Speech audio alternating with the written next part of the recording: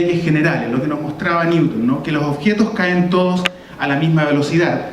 Escapando del dragón en mi dragón, del dragón en mi garage, ¿cierto? Las cosas simplemente imaginarias necesariamente están conectadas con la realidad, la observan y ven cómo se comporta, más que por qué se comporta así, y aun cuando existan teorías y leyes que nos permitan hoy día entender la naturaleza, siempre está Einstein, siempre está la posibilidad de que cualquiera de ustedes desafíe esos principios y entonces la ciencia cambie su paradigma, y de esa es la forma en cómo el conocimiento científico avanza.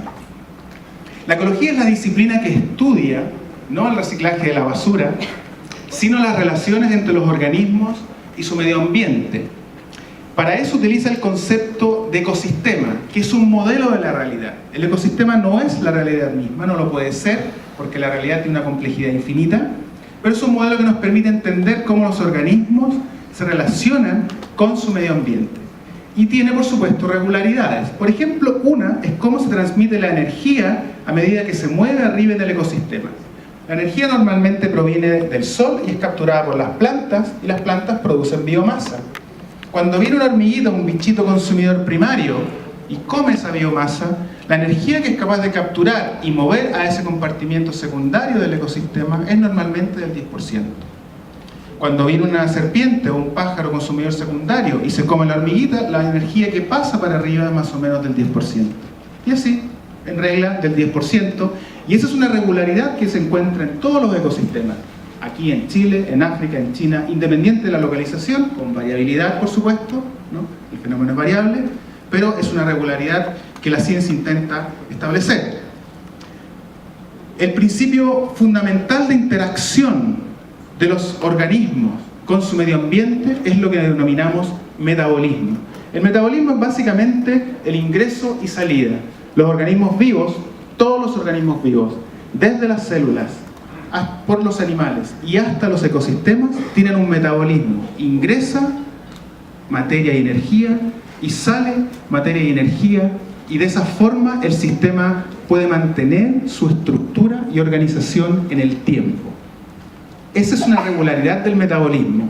Como yo hago metabolismo urbano, a mí me gusta decir que esta no es una analogía organicista. Esto no es decir, mira, las ciudades se parecen a las células porque tienen metabolismo. No, lo que estoy diciendo es bastante más radical. Lo que digo es que el metabolismo es un proceso que se manifiesta en todas las escalas de interacción de organismos vivos, desde las células hasta los ecosistemas, ¿no? Y lo segundo importante que hay que tener en cuenta es que producto de esta interacción con el medio ambiente, que los organismos necesitan, los ecosistemas, los organismos necesitan incorporar energía y materia del medio ambiente, esa incorporación produce una cantidad física que se llama entropía. La entropía no es una cosa esotérica. La entropía es una magnitud física del desorden. Si ustedes, por ejemplo, dejan de ordenar su pieza, ¿qué es lo que pasa en la pieza con los libros, con la ropa, ¿no? El desorden aumenta.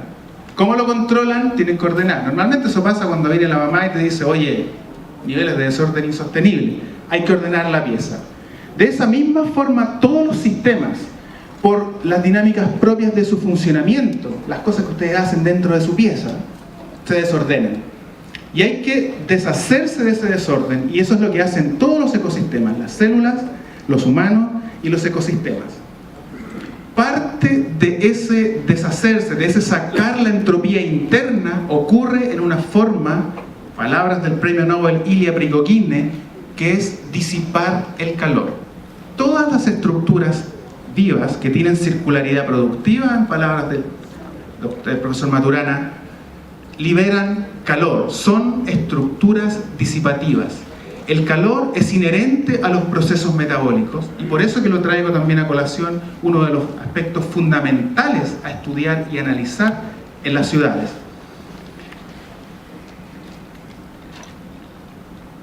¿Es la ciudad un ecosistema?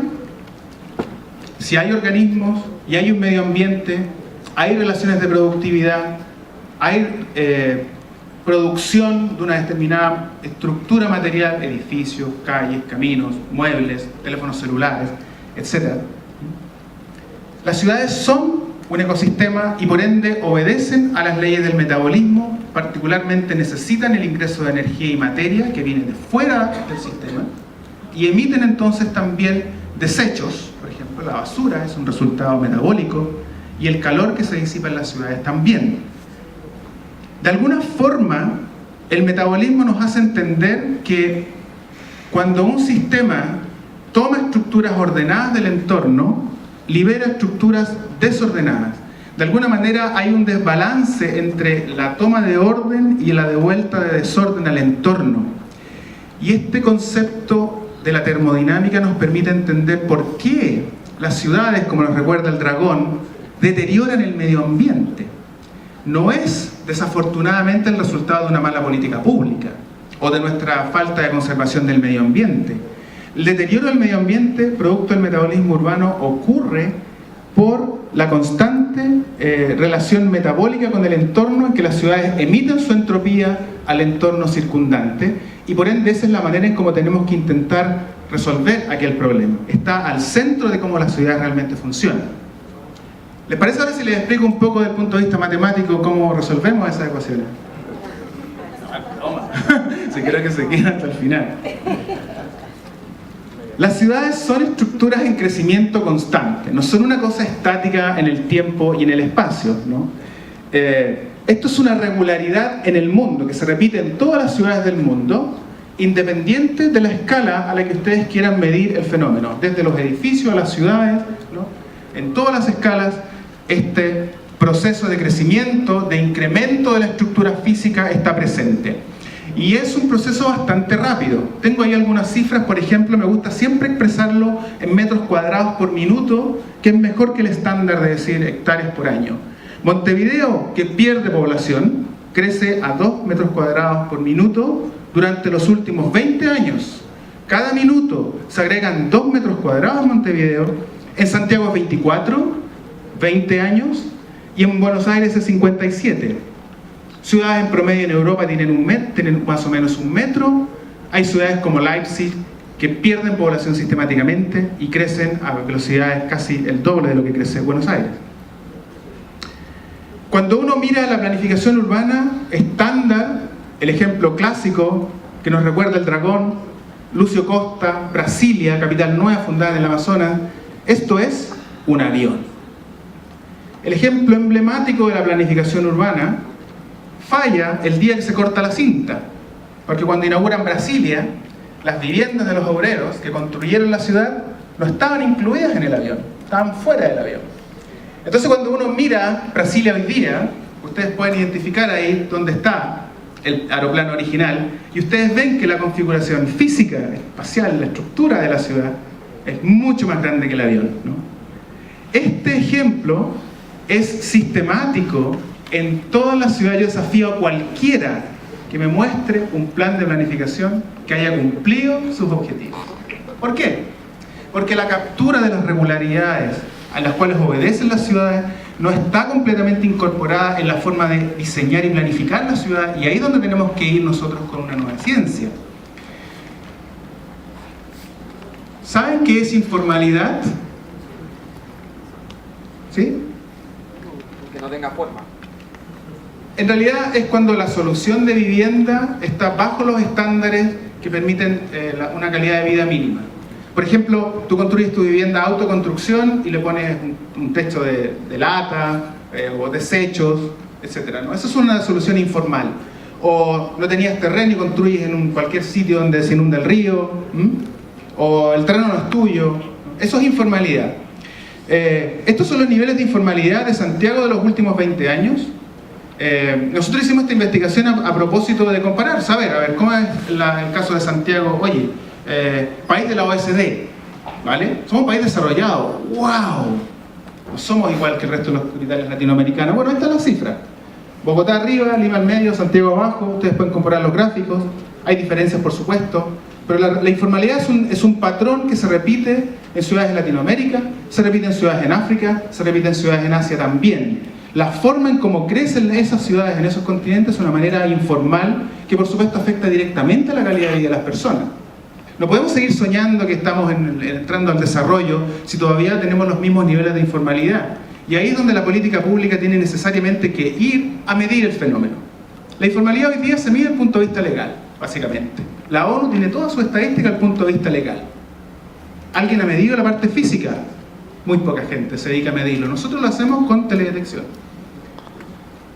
Y eso está relacionado con lo que les comentaba hace un rato, la disipación de calor. Es una regularidad en las ciudades que además tiene una forma bien particular, como nos recuerda Newton.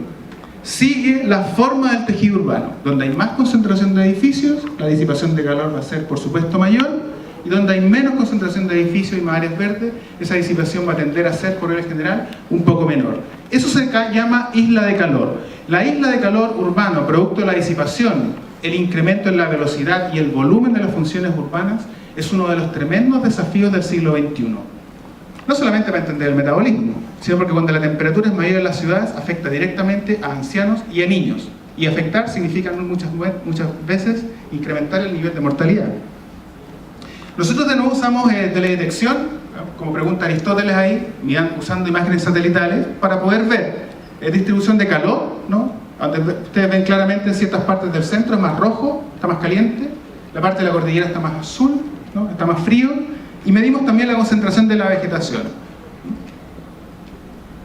Luego de eso hicimos un análisis para ver dónde se concentraban los sitios que tenían mayores problemas con el calor, y encontramos que en la ciudad, cuando ustedes combinaban ciertos índices, hay 4 sectores, 52 distritos sobre 277, que al incrementarse la temperatura harían a la población de esos sectores sufrir niveles de exposición al calor mayores de los que deberían por confort térmico.